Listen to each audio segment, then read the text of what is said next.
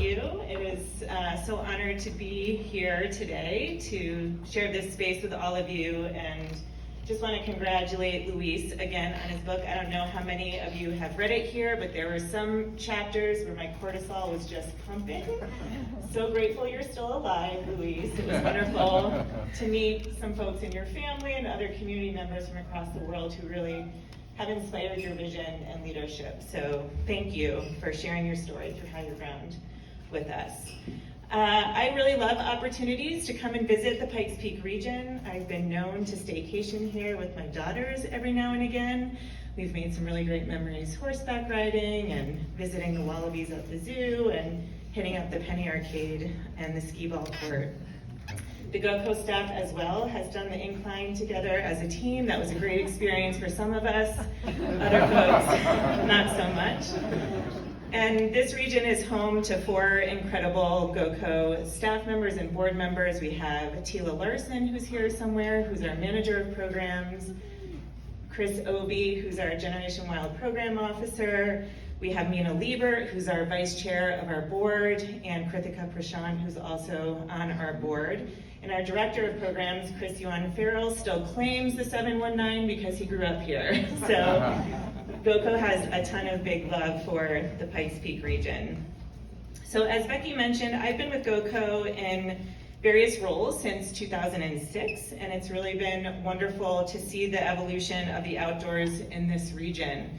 With the high number of enviable outdoor amenities and experiences right outside the front door and such a welcoming community, it's no wonder so many people want to live here, play here, and work here. When it comes to conservation and recreation, there's certainly never been a shortage of big ideas here and a whole lot of will to help make those dreams happen. Over the years, I've seen dream parks and open spaces come to reality, like Mountain View Adventure Park in Cripple Creek, Canyon City's Whitewater Kayak Recreation Area, Falcon Regional Park in El Paso County, Woodland Parks Memorial Park, and so many more.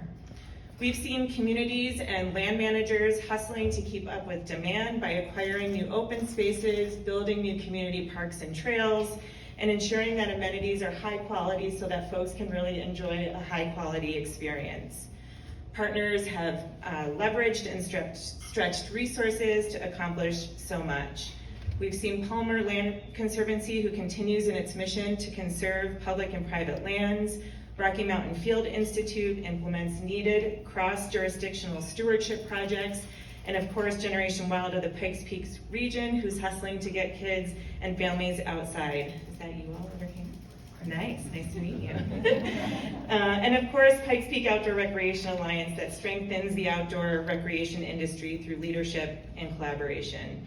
It takes tenacity and so many organizations to achieve great things for the outdoors, and the Pikes Peak region certainly does it so well. I'm gonna slide here. Make sure I got that. There we go. As some of you may know, Great Outdoors Colorado receives a portion of Colorado lottery revenue every year to invest in our state's parks, trails, wildlife, rivers, and open spaces.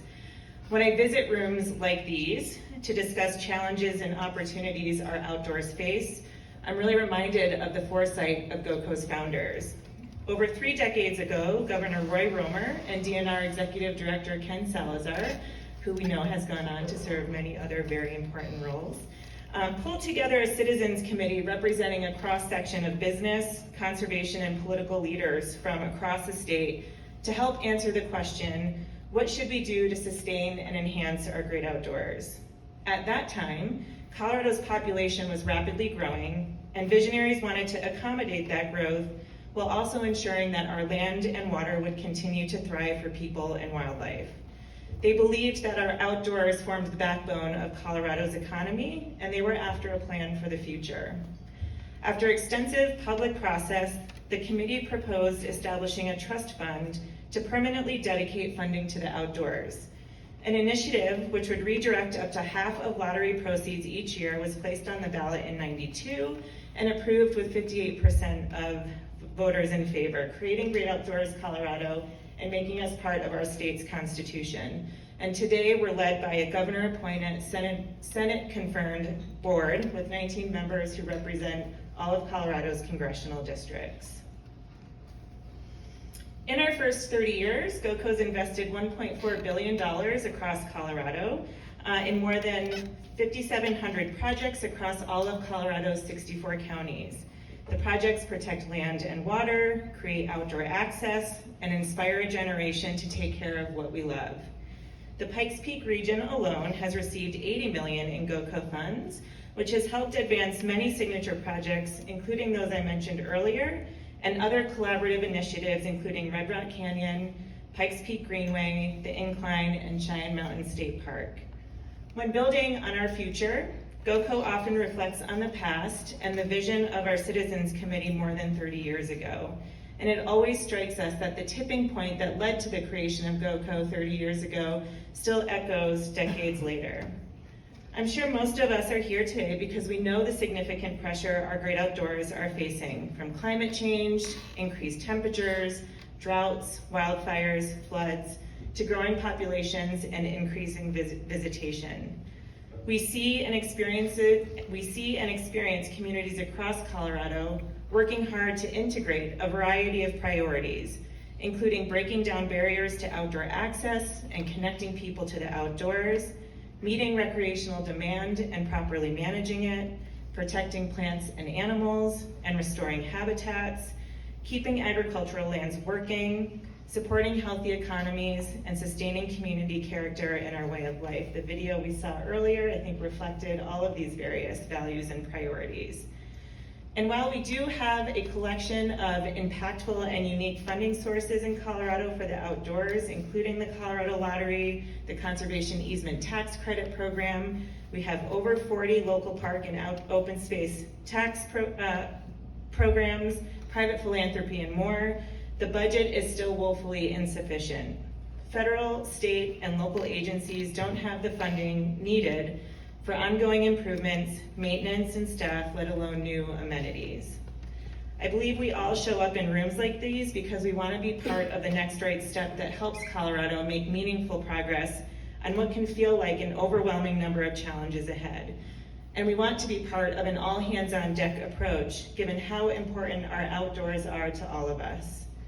Colorado is fortunate to have a remarkable number of organizations, partners, plans that champion our outdoors at the local, regional, statewide, and federal levels. Until 2020, what was missing was a single statewide strategy. Cue the Colorado Outdoor Regional Partnership and Colorado's Outdoor Strategy. In 2020, Governor Polis passed an executive order creating the Colorado Outdoor Regional Partnership Initiative, through which Colorado Parks and Wildlife would help convene a network of regionally based coalitions.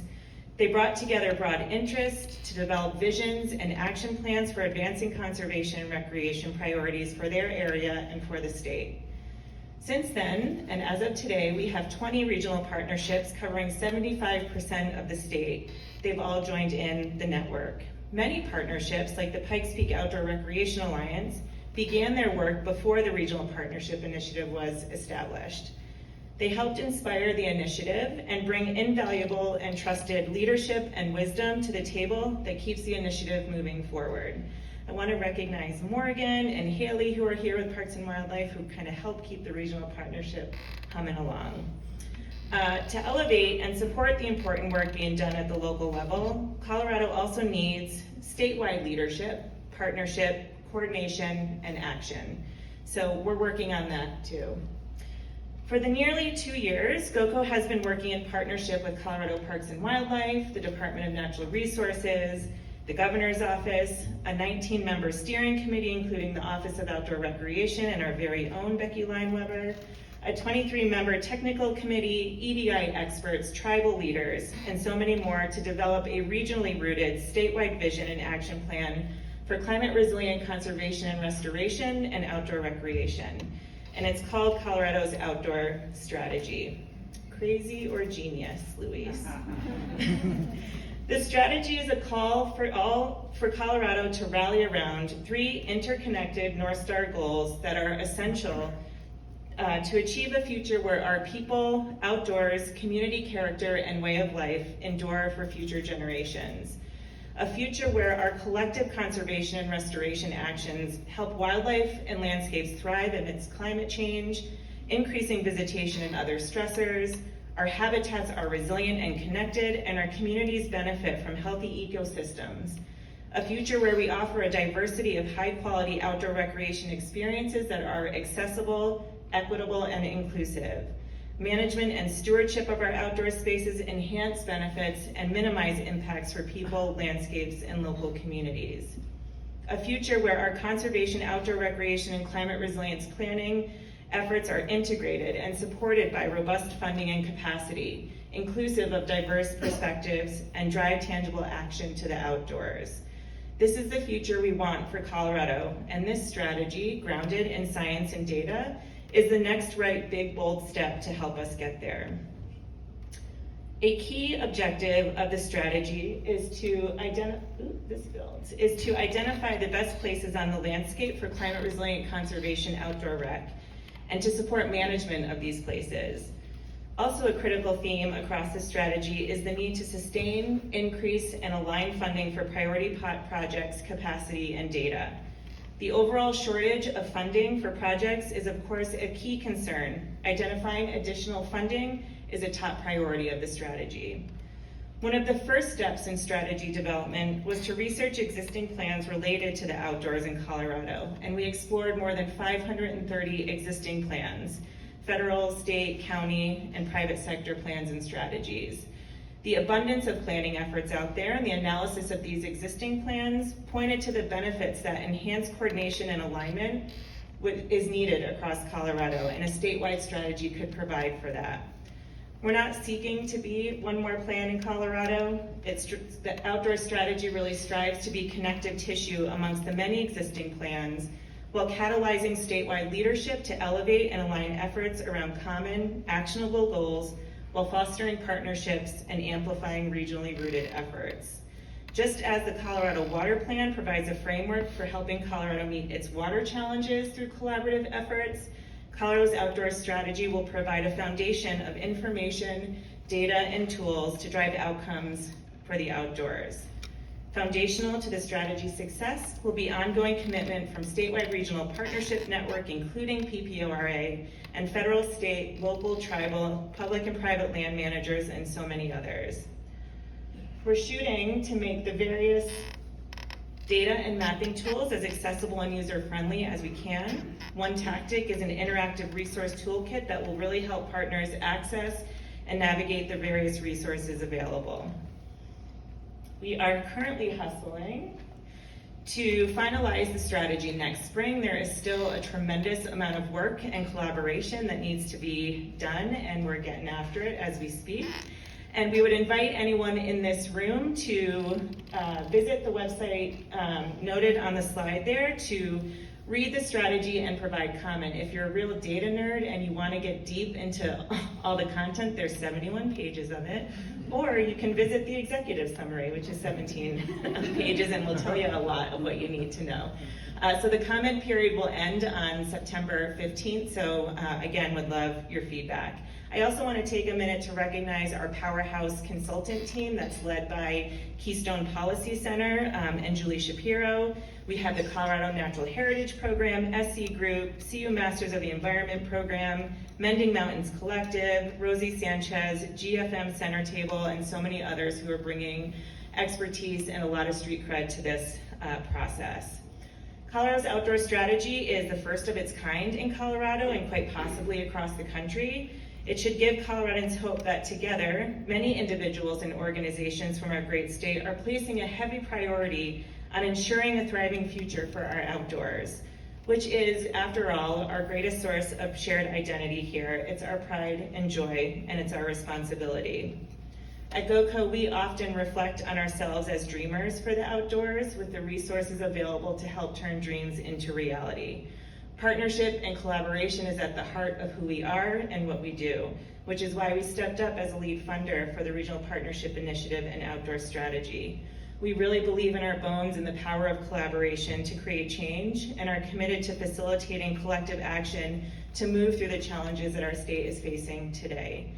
We respect and we often experience how difficult it can be to align diverse organizations towards a common goal, to move through ever-present and inevitable power dynamics, to create the time and space it takes to build trust that is essential to successful partnerships. And yet, when we stick with it and continue to show up and do the work through challenges, we can harness diverse perspectives, identify innovative solutions, amplify our impact, and drive more sustainable and systemic change for Colorado. Collaboratives like the Pikes Peak Outdoor Recreation Alliance give us hope for what's possible and confidence in our mission to develop and implement a statewide vision. So thank you to Becky and everyone here representing PPORA for your leadership in this space. We're also lucky that Colorado is our place to protect, care for, and enjoy. What we accomplish together could have ripple effects for generations. So let's do our very best for the future. Thank you.